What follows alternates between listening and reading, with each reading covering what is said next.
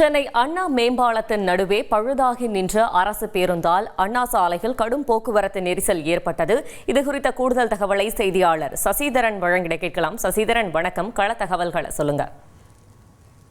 சாலையில் இருக்கக்கூடிய செவனி மேம்பாலத்தின் மீது அரசு பேருந்து ஒன்று பழுதாகின்றதால் அப்பகுதியில் போக்குவரத்து பாதிக்கப்பட்டது. பாலத்தின் நடுவே பேருந்து பழுதாகின்றதால் உடனடியாக விரைந்து வந்த போக்குவரத்து காவலர்கள் பேருந்து அப்புறப்படுத்தும் ஈடுபட்டார்கள்.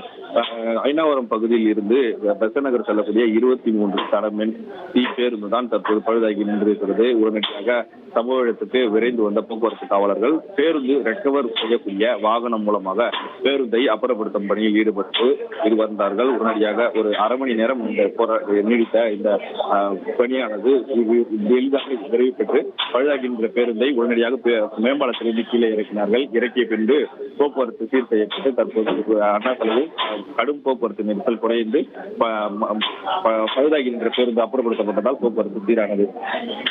தகவல்களுக்கு நன்றி சசிதரன். செய்திகளை உடனுக்குடன் தெரிந்து கொள்ள உடனே சப்ஸ்கிரைப் பண்ணுங்க.